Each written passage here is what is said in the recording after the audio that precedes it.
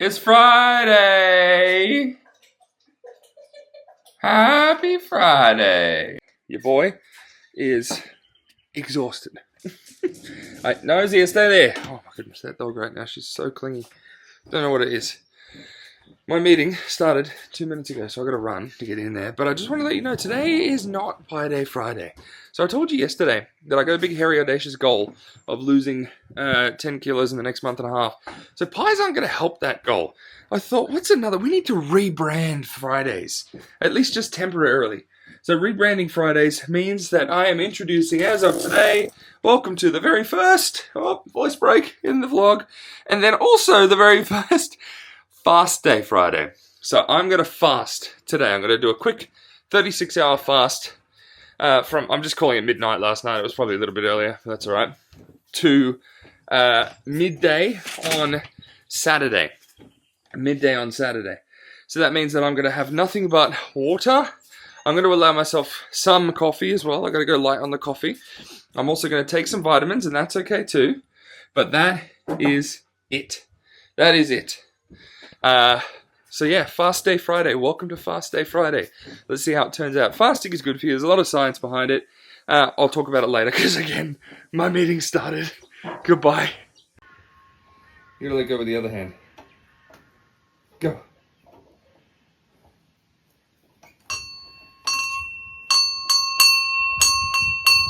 Good boy.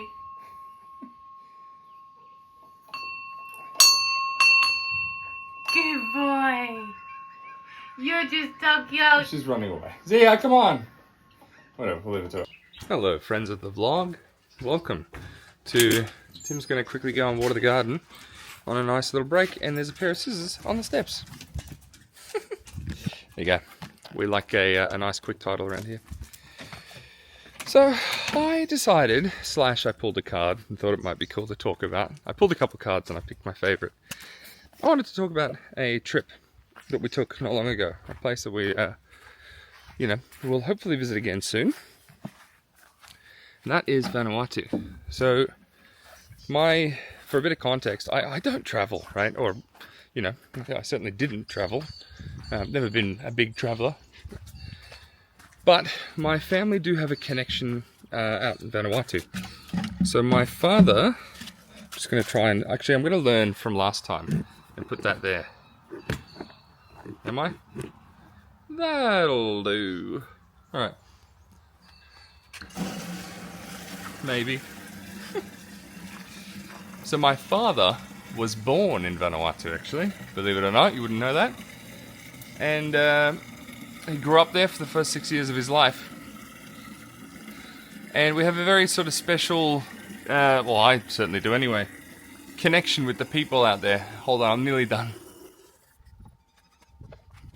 Yeah, we have a very special connection with the people out there. And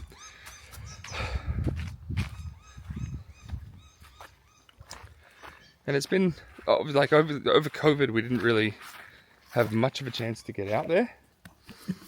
I'm going to water carefully because I'm only wearing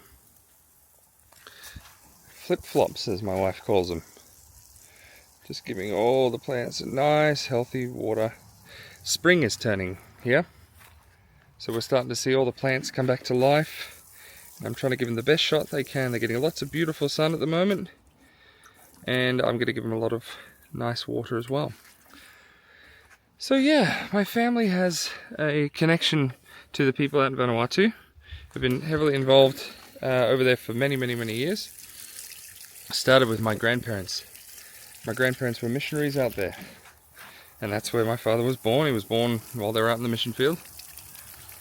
And since then, he took me out when I was a child, or a younger boy anyway, on a very, very, very special trip. We actually got to see so his father built school buildings while he was out on the mission field. And we got to see, 40 years later, those buildings get renovated and refurbished because they were quite old, obviously, and in desperate, desperate, desperate need of a tidy up. Ooh. There we go. I put it on the floor, that'll work. Clever, why didn't I think of that before? So yeah, we were very lucky. We got to see that project wrap up and got to see the buildings that, you know, his father had built 40 years ago get restored. And I got to experience it firsthand as well. My grandfather passed away about 3 months before I was born. And I never really got to know him. But I feel like while I was out there, and this is what I was saying to Dad, the stories and the history and the people, I felt like I got to know him in a whole new way. You know, got to look around and see where he did his work. So it was a very, very special trip for me. And we made some close friends as well. Oh, hi. Bird, friendly. Yeah, so we made some very close family friends as well. And out in Dad's village, actually. Not Dad's village, you know, but the village that he grew up in. And we lost touch again over the years. Life got busy. I grew up, I never had direct contact with anybody sort of out there. And then I think it was 2015, volcano incident happened on the island of Ambai in Vanuatu. And that dispersed a lot of people. So a lot of people who had sort of grown up and lived in Ambai were no longer going to live in Ambai. Which is not where the village was, but one of our key contacts was there. And I tried to contact them multiple times. Totally lost touch. Until just a few years ago. I think it was 2020, 2021, something like that. I managed to get back in contact with some people out there. The reason I started doing a bit of reading and trying to find people again was my grandmother was you know, getting older and didn't have much time left. And I thought, you know, it just listening to her stories again and talking to her about the time that, you know, she loved in the islands, I thought I really want to reconnect with everybody. So I made some connections, found some people, and we managed to find our good close family friend. And it turned out, after all this time, that he had moved out to the village that Dad grew up in, and he ended up marrying the chief's daughter. So, wild little, what is that noise? Clicking noise. Predator. Predator in the trees. Maybe. I can't see where it is. But yeah, interesting little tidbit to the story. Is our good friend who lived on Ambai. He came, did he live on Ambai? Did he come from Ambai? I can't remember now. Between Ambai and Efate, but he ended up moving out to the village that Dad grew up in, marrying the chief's daughter. So I haven't been out for quite a while. Unfortunately, to the village. Hannah and I got to go and experience Vanuatu because Hannah had been, I think, from memory, like with cruises, but had never really been to Vanuatu, you know, and have a local show around. I'm not local, obviously, but I love the people. I love the place. Love the food. Love the culture.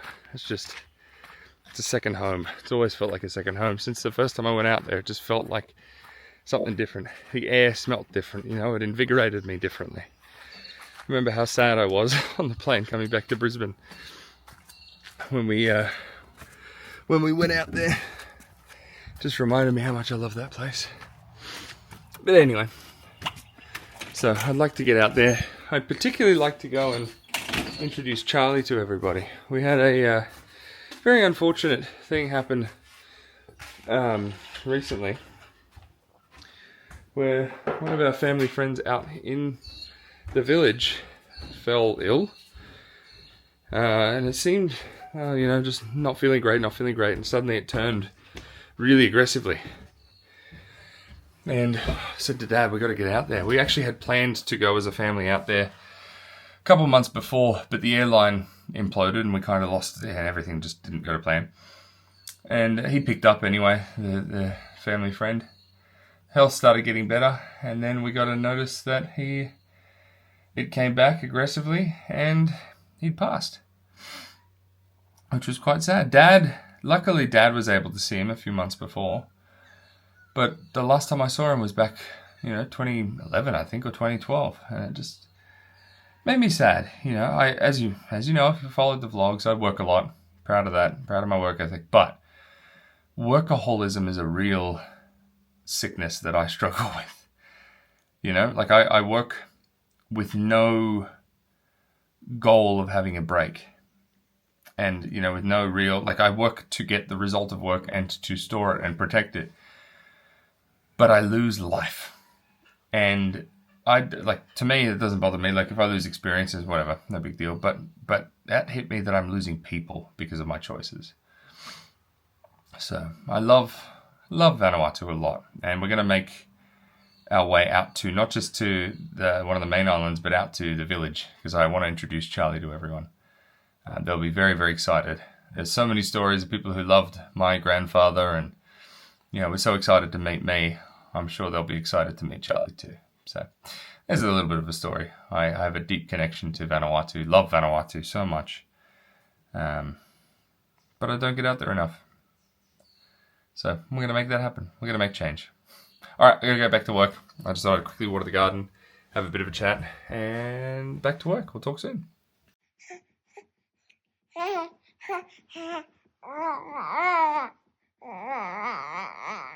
Mm-hmm.